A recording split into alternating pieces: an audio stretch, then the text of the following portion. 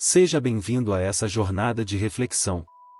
Aqui, no Arquivos do Paraíso, convidamos você a olhar um pouco mais fundo, a questionar o que parece evidente e a explorar o contexto que moldou histórias que atravessaram gerações.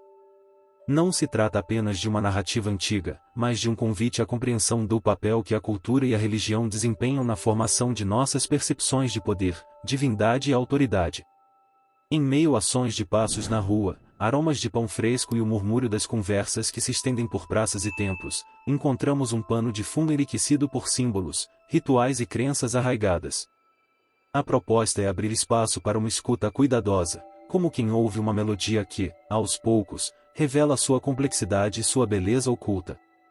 Antes de mergulharmos na história das pragas, respire fundo, ajuste sua intenção. Este é um momento de pausa para refletir: qual é o significado do poder para você? E como você enxerga as forças que comandam nossas vidas? Com essa disposição, seguimos, prontos para entender e interpretar, com olhos que desejam ir além da superfície. Ao estabelecer os objetivos deste estudo, queremos criar uma ponte entre o passado e o presente, um espaço onde a reflexão possa florescer. Imagine a sensação de segurança ao ouvir uma explicação bem estruturada, como uma estrada firme que nos guia por terrenos conhecidos. Visualize as palavras que preenchem o ambiente, tornando o entendimento mais claro, aproximando aquilo que parecia distante, permitindo que cada espectador, independente de sua experiência, se conecte ao tema de forma pessoal. Nosso objetivo é que você, que acompanha essa jornada, perceba não apenas o significado de cada evento, mas também seu impacto na história, na cultura, na fé e na própria vida. Para isso, apresentaremos uma estrutura que combina análise, contexto e reflexão, sempre respeitando o ritmo de quem ouve e contempla. Assim, o que começamos aqui não é apenas uma introdução, mas um convite à descoberta e uma oportunidade de compreender aquilo que moldou civilizações e que continua a influenciar nossa visão de autoridade, poder e fé até hoje. Ao traçar um mapa mental do Egito na época do Êxodo, encontramos um cenário de uma civilização consolidada, onde o rio Nilo surge como uma artéria viva, alimentando campos férteis e trazendo prosperidade. As ruas de pedra ecoavam com os passos de comerciantes e trabalhadores, o cheiro de pão quente misturado ao aroma de flores oferecidas a divindades locais. No centro dessa vastidão, templos majestosos se erguiam como fortalezas de pedra, seus pórticos adornados com inscrições e símbolos que contavam histórias de deuses e poder absoluto. Essas construções pulsavam com o som de coros de sacerdotes entoando cânticos que ressoavam pelos pátios amplos, um testemunho de uma religião que integrava o cotidiano, a política e a cultura. É nesse ambiente que se desenvolveram práticas que uniam a devoção às forças do cosmos a uma governança que regulava cada aspecto da vida. As moedas tocadas pelos dedos, óleo e perfumes, o silêncio reverente diante dos altares, e o rosto de faraós que transmitiam uma presença quase divina, criavam uma atmosfera de estabilidade, mas também de dependência. Pergunto-me, como essa teia de crenças e ritos sustentava uma civilização tão vigorosa? A resposta está na intensidade dessa conexão. Nas práticas religiosas, os símbolos e os templos não eram apenas manifestações de fé, mas instrumentos de preservação de uma ordem que parecia eterna, uma muralha invisível que sustentava o coração de uma sociedade imensa e complexa. Na vastidão do panteão egípcio, cada deidade era uma peça fundamental para compreender a complexidade de uma sociedade onde o sagrado e o cotidiano se entrelaçavam de forma inseparável. Sinos de tambores ecoavam nos templos, enquanto sacerdotes envoltos em tecidos dourados depositavam oferendas diante de estátuas de deuses como Ísis, Osíris, Horus e Ísis. Esses símbolos de poder eram adornados com joias que brilhavam sob a luz do sol, refletindo uma ideia de estabilidade divina que sustentava toda a estrutura social.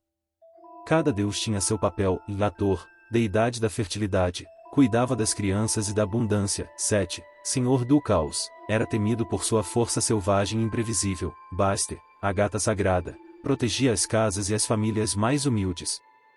Os rituais, repletos de aromas de incensos perfumados, ofereciam uma conexão direta entre humanos e o universo divino, criando uma atmosfera de reverência que sustentava a ordem.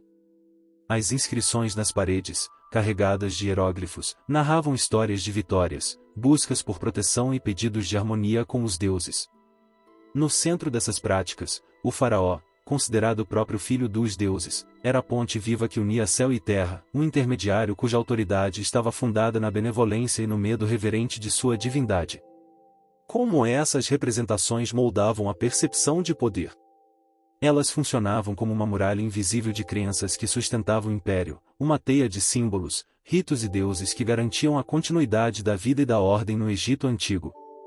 Questionar o que essa religião representava na relação de poder é reconhecer que, na sua essência, ela era um sistema de força e esperança entrelaçados na rotina diária de um povo. A situação dos israelitas no Egito era marcada por uma delicada tênue de esperança e fragilidade, que se escondia sob o peso de condições adversas.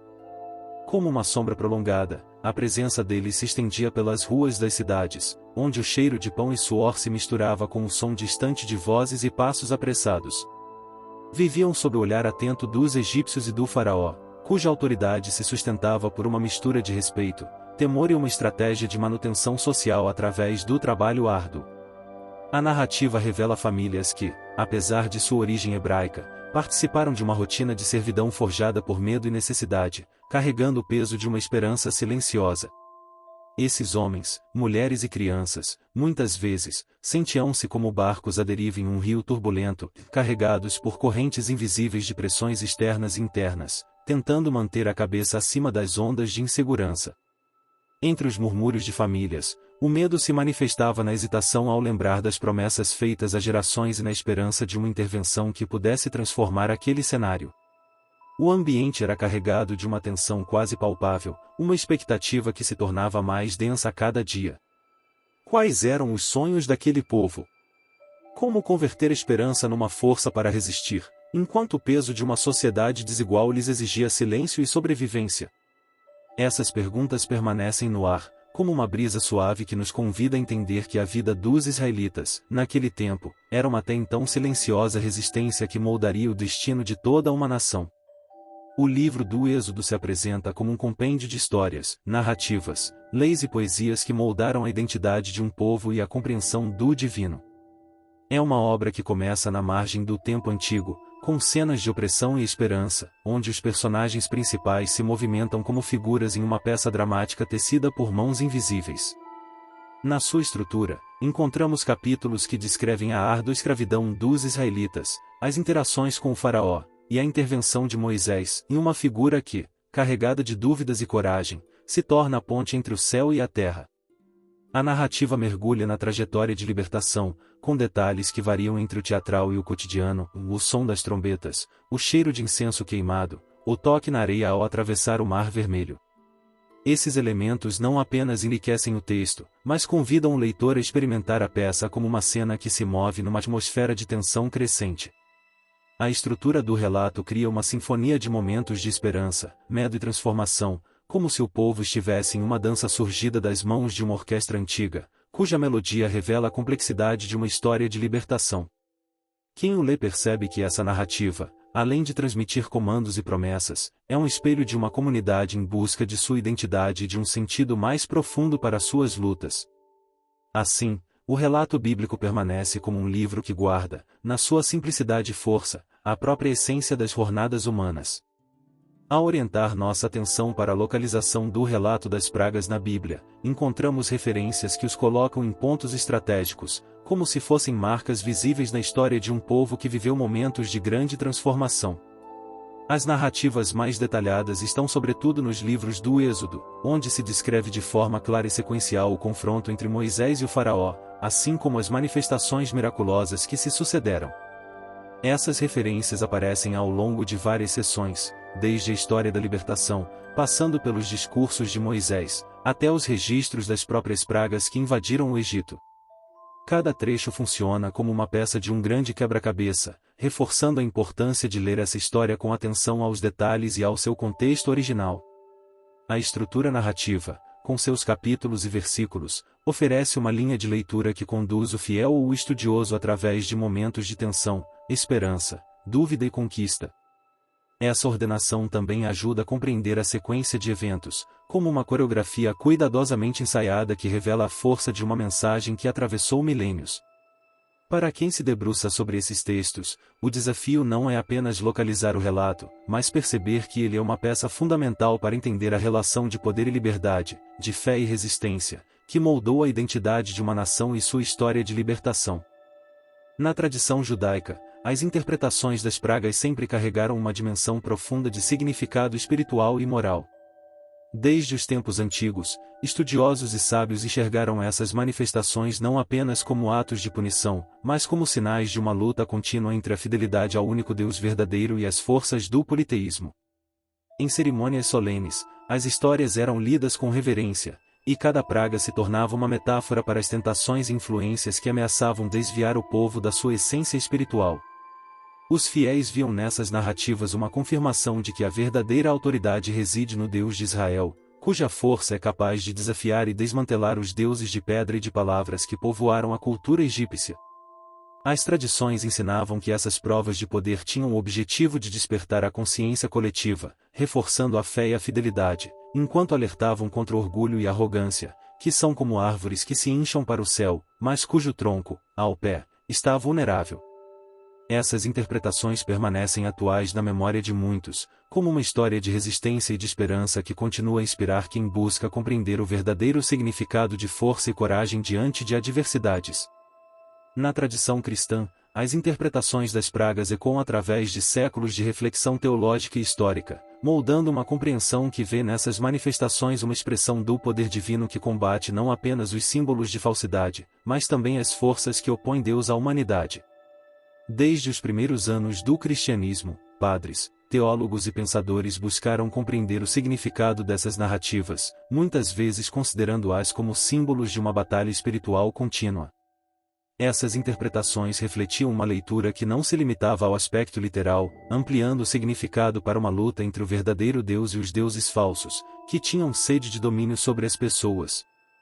Os relatos eram vistos como uma demonstração de que o Senhor, com sua força silenciosa, desestabiliza as bases do politeísmo através de ações incontestáveis. O som das trombetas e o calor das pragas eram, na visão cristã, uma mensagem direta que atravessava o tempo, que o poder do Deus de Israel é misericordioso, mas também capaz de punir e renovar. Assim, essas interpretações se tornaram símbolos de resistência espiritual, uma confirmação de que a verdadeira força vem de Deus, que desafia e vence os deuses transitórios e as forças do mundo, reafirmando sua soberania absoluta. Nesse entendimento, as pragas deixam de ser meros eventos de destruição para se transformarem em um testemunho da vitória do divino sobre as forças do mal, uma narrativa que continua a inspirar fé e perseverança ao longo de toda a história cristã.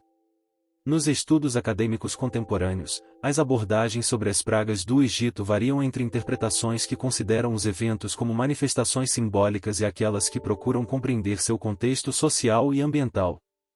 Pesquisadores de diversas áreas analisam as textuais clássicas, buscando evidências arqueológicas, culturais e ambientais que possam dar voz a essa narrativa antiga de forma mais próxima à sua época.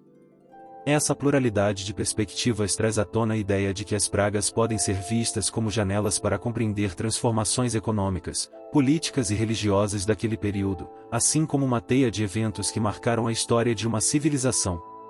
Muitos estudiosos enfatizam que o relato, além de seu valor religioso, também possui uma carga de significado simbólico profundo, revelando as tensões entre diferentes forças de poder e fé.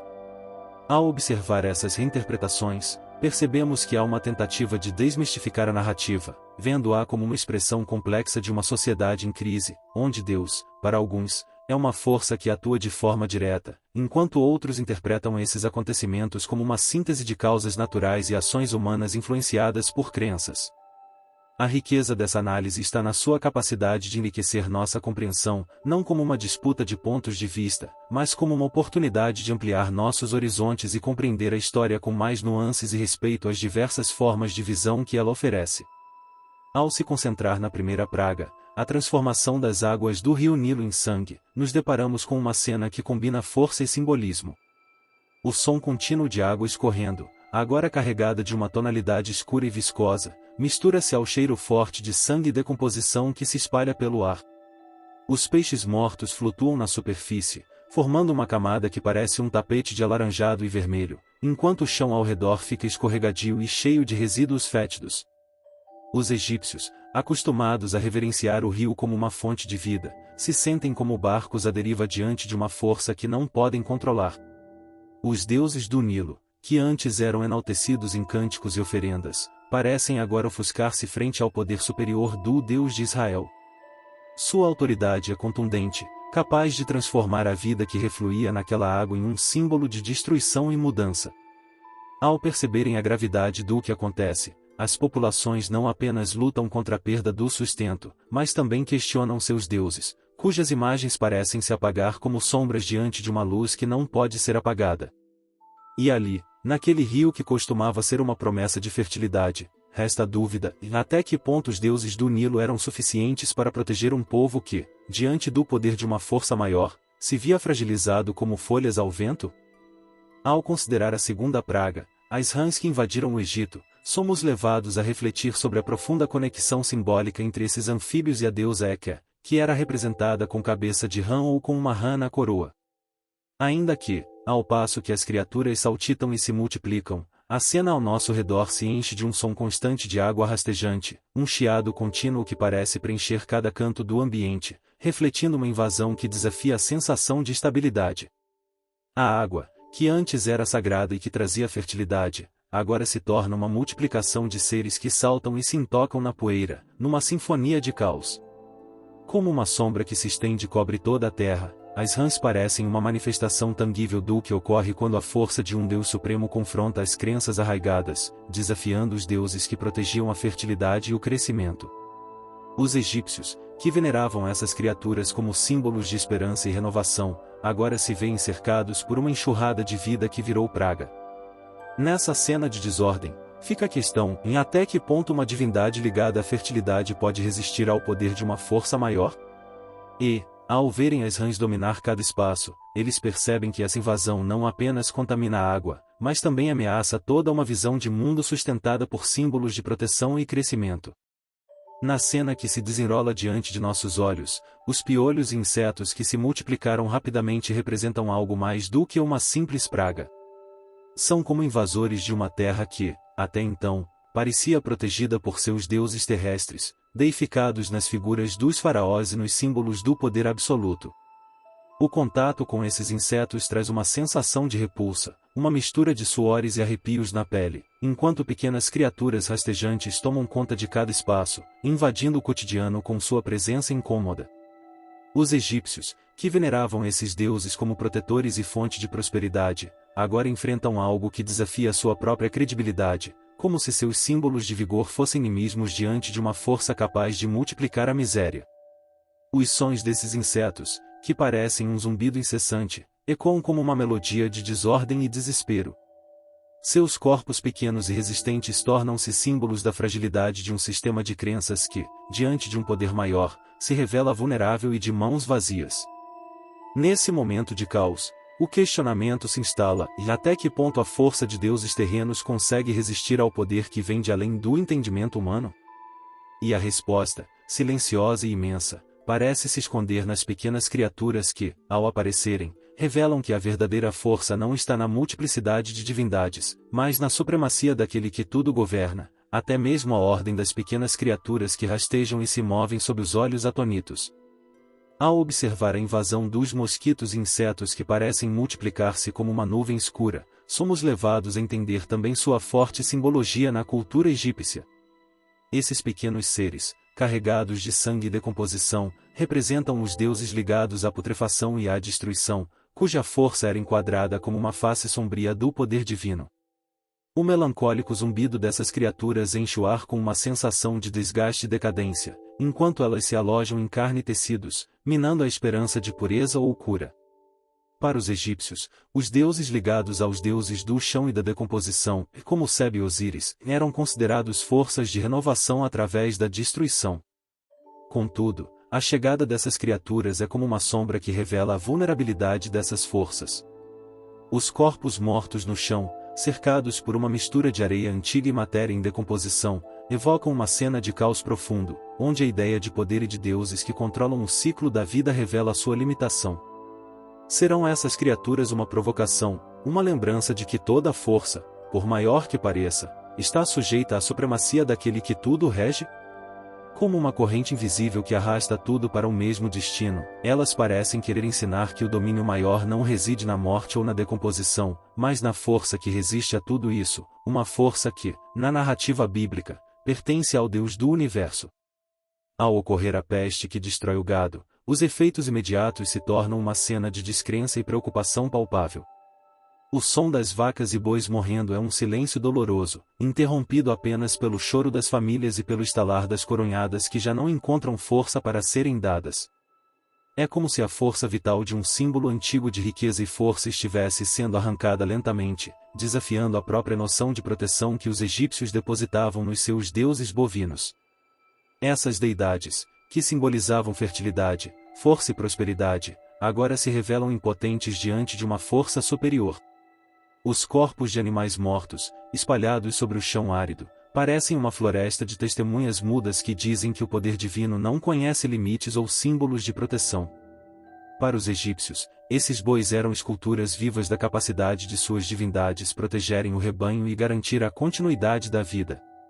Nesse caos, a dúvida se instala se esses deuses, que eram a garantia de abundância, não podem conter uma praga, o que realmente sustenta o alicerce de seu poder. Essa cena revela que toda a força que repousa na aparência de vigor e proteção pode ser facilmente desfeita diante do que é maior, mais forte e mais justo, como a força de algo que derruba muros e revela vulnerabilidades escondidas, até mesmo na própria essência de seu panteão de proteção. Ao acontecer a praga que traz feridas e doenças ao povo egípcio, somos convidados a entender sua simbologia relacionada à deusa Sekhmet, que era vista como uma divindade da cura e da destruição ao mesmo tempo. As úlceras e as manchas na pele aparecem como sinais de uma força que mistura o tratamento e a morte, como uma mão que, ao oferecer cura, também traz o risco de ferir. A cena é carregada de sons abafados de queixas e gritos de dor, enquanto corpos agonizantes buscam algum alívio, quase como se o próprio ar estivesse pesado com um cheiro forte de podridão e sangue.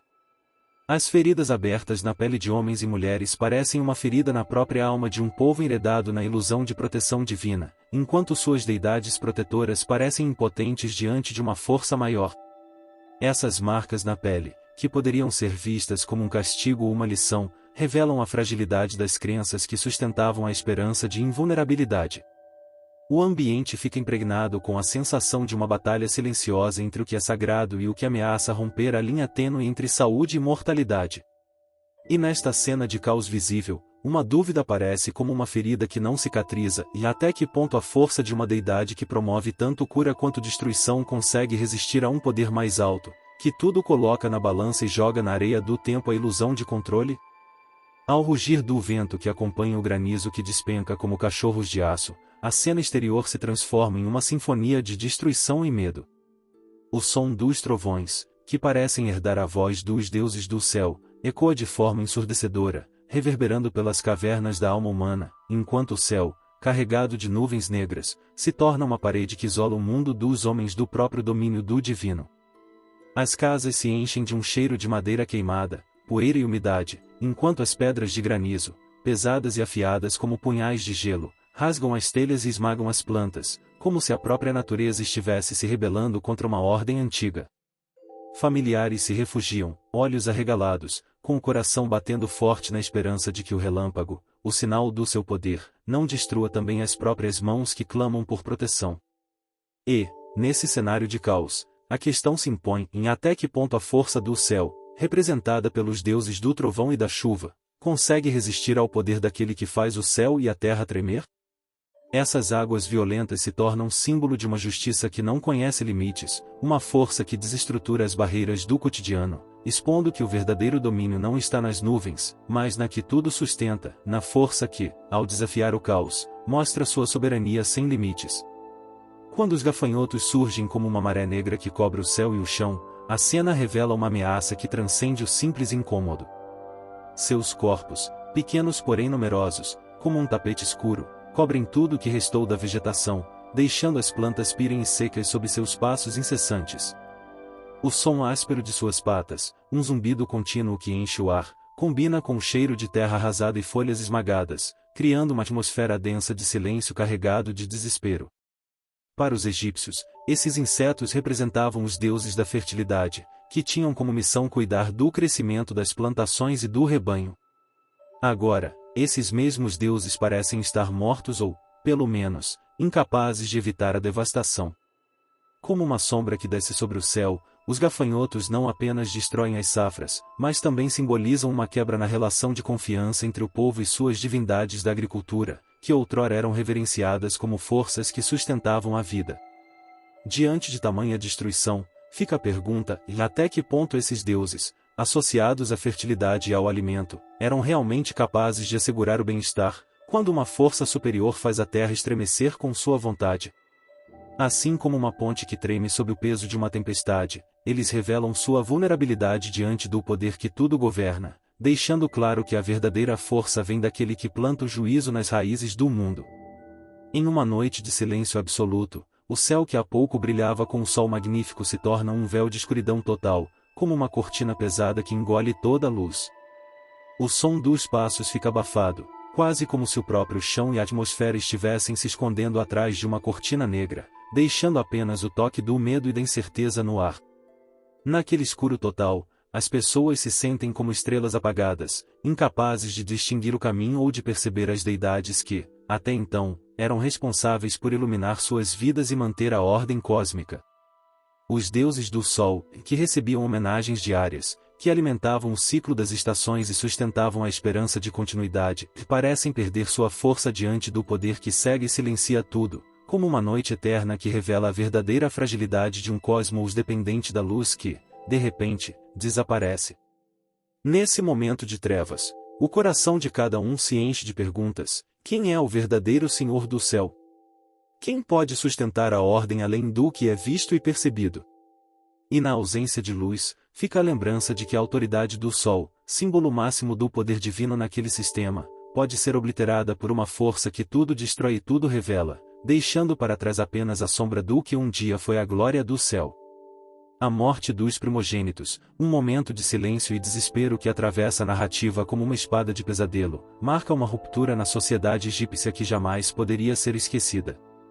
Nas casas e palácios, o som de gritos ecoa como um rugido de tempestade que devora tudo à sua passagem, enquanto o choro de mães e pais se mistura ao silêncio de uma esperança destruída. São corações que batem forte, quase como um tambor que anuncia o fim de uma era, enquanto o próprio ar parece carregado de uma tensão quase palpável. Para o faraó, símbolo supremo do poder, essa perda representa não apenas uma tragédia pessoal, mas uma prova de que sua autoridade, até então respaldada pelo manto da realeza e do divino, pode se desfazer diante de um poder que não conhece limites. Os cânticos de louvor, outrora feitos em homenagem às divindades da família real, se tornam ecos de um mundo que desmorona, como uma muralha de areia que se desfaz na areia do tempo. O reflexo dessa cena brutal revela uma verdade amarga, e as antigas divindades, tão veneradas na tentativa de garantir a continuidade da linhagem e da proteção, mostram-se incapazes de resistir a um poder superior, que não se apaga, não se rende, e que mostra, de forma silenciosa, que o destino de uma nação já está trançado na força que dita quem vive e quem perde a sua própria primogenitura. Assim, a morte que ronda os lares é uma lembrança de que a autoridade dos deuses ou do homem é uma sombra breve frente à soberania do verdadeiro que tudo faz, tudo vê e tudo dispõe. As nuvens escurecem o céu, e uma força invisível parece dominar a cena, revelando que o verdadeiro soberano não reside naquilo que é visível ou na força de ídolos feitos de pedra ou metal. A narrativa bíblica coloca em evidência que a soberania de Deus transcende toda a criação, incluindo os céus, a terra e tudo o que nela existe. O trovão que ressoa como um apelo do próprio universo, a chuva de granizo que destrói os campos e faz as árvores tombarem como se fossem folhas de papel, todos parecem uma demonstração de que o poder divino não é limitado pelo frágil véu do que os homens consideravam imutável. Essa cena de destruição nos leva a refletir até que ponto os deuses do céu, da chuva e do trovão, que eram reverenciados como forças supremas, conseguem resistir à autoridade daquele que fez o céu e a terra com um simples comando? A força de um vento que desintegra tudo na sua passagem é uma lembrança de que, por mais alto que seja o céu, o domínio absoluto está na mão daquele que tudo sustenta. Cada trovão explode como uma afirmação de que o céu e tudo que nele há, incluindo os deuses ligados às forças atmosféricas, estão sob o controle do verdadeiro Senhor do Universo, que desmente qualquer pretensão de autoridade que não seja divina. Na cena de julgamento e convocação, as pragas se apresentam como um reflexo contundente do conflito entre as forças humanas e o verdadeiro Senhor do Universo. Os gritos de dor ecoam por entre as casas e palácios, enquanto a terra rói-se sob os pés de quem assiste impotente a um espetáculo de destruição. Cada manifestação da natureza parece uma voz que exige reconhecimento, como um espelho que reflete a fragilidade dos ídolos e das divindades terrestres, que, diante do poder da soberania divina, se tornam sombras frágeis e passageiras. Nesse momento de crise, o cheiro de terra queimada e de animais mortos invade o ar, uma mistura que acarreta a mensagem de que a verdadeira autoridade não está nas mãos humanas ou na adoração de ídolos, mas na força suprema que criou tudo e que sustenta a ordem do cosmos. O silêncio angustiante que alcança os ouvidos de líderes e povo é uma convocação silenciosa, um chamado a reconhecer quem realmente está no comando do universo. Assim, a cena revela que o juízo divino não é apenas punição, mas uma oportunidade de reconhecer a soberania de Deus, uma força que desmascara ídolos e reafirma que a verdadeira luz e autoridade vem daquele que tudo fez, tudo regula e tudo vence. As hipóteses científicas que buscam explicar os eventos das pragas muitas vezes apontam fatores ambientais e biológicos, como infestações de insetos, mudanças climáticas ou doenças de animais que podem ter desencadeado as situações descritas. O som de insetos aumentando de intensidade, o cheiro de plantas apodrecidas e a sensação de uma natureza fora de controle parecem apoiar narrativas onde o cenário natural, por si só, teria sido capaz de gerar um caos tão completo. Imensas nuvens de gafanhotos, que parecem engolir toda a paisagem verde com suas gabardinas de cores vibrantes e movimentos rítmicos, dão a impressão de que a destruição nasce de forças da própria Terra, uma espécie de punição da natureza por desequilíbrios que ela mesma criou. Ainda assim, mesmo que esses fenômenos possam ser explicados por processos naturais, há limites na compreensão científica de como esses eventos se encaixam na narrativa de julgamento divino. Afinal, o propósito de uma história como a das pragas não é apenas descrever o que aconteceu, mas revelar uma mensagem maior. Assim como a Terra, por mais fértil que seja, não consegue, por si só, explicar o sentido de sua própria destruição, as interpretações naturais não conseguem abarcar toda a complexidade de uma ação que busca mostrar a soberania de um Deus que tudo controla e tudo revela. É nesse limite que a reflexão se torna essencial, e até que ponto a compreensão do natural é suficiente para entender o significado maior dessas ações, ou se elas permanecem uma expressão de algo que ultrapassa a ciência e aponta para uma verdade que só a fé pode abarcar? A compreensão de que a narrativa bíblica das pragas não se reduz a explicações naturalistas se fundamenta na sua própria natureza como uma manifestação de propósito e mensagem divinos.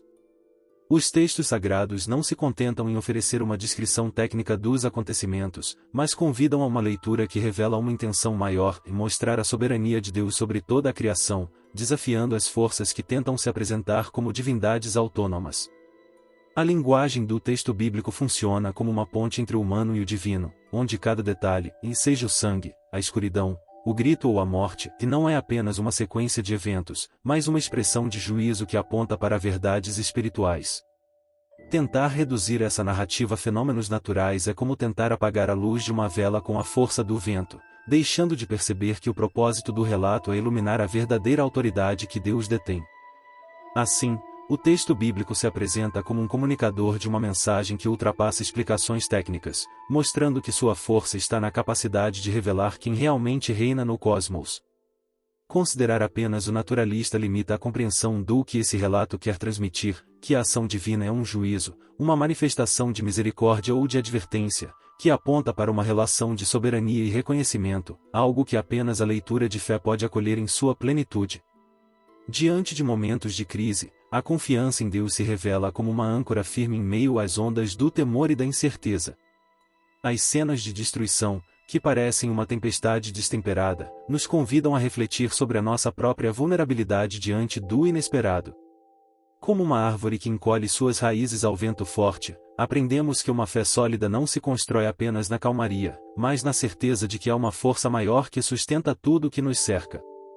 Para o público com mais de 50 anos, esse é um convite a cultivar uma confiança que transcende as circunstâncias e aprofunda o relacionamento com o Senhor, que não abandona seus filhos mesmo na escuridão mais densa. Recordar que a vida, com suas tempestades e calmarias, é uma oportunidade de afirmar que a verdadeira segurança está naquele que controla o céu, a terra e o coração humano.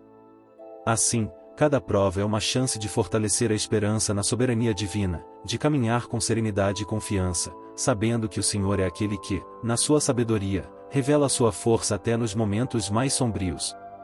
Ao refletirmos sobre as aplicações comunitárias, percebemos que a solidariedade emerge como um valor fundamental em tempos de crise, assim como uma ponte que conecta corações e fortalece vínculos diante da adversidade.